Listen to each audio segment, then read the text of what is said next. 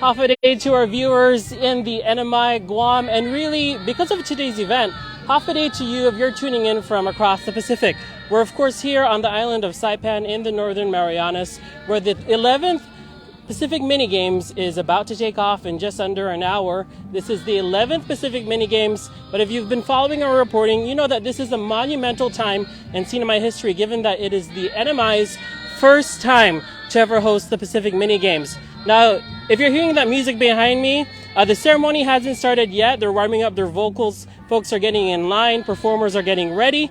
And we're seeing, we saw just on my way over here, we saw over a dozen buses escorted by policemen, apparently carrying those athletes to these ceremonies. Those athletes working apparently all of their lives to come to this event. We know that they put in that hard work, as we've interviewed many of them leading up to today's opening ceremony. And so at 5:30, the opening ceremony will begin. We will be live on KUAM at 6 o'clock, as we always are, to bring you a live update from here in the field once those ceremonies kicked off. We got a chance to speak with the CEO of the NMI Pacific Mini Games, Ben Babata, who was telling us that tonight we're expected to see a crowd of 5,000 people here on this track and field in Oliai here on Saipan. So one of the biggest crowds here in the Marianas for really an international event. Yesterday we brought you that story of Marco Peter, who is the chair of the mini games, telling us that they're laser focused on doing one thing here in the NMI, and that's to deliver the games.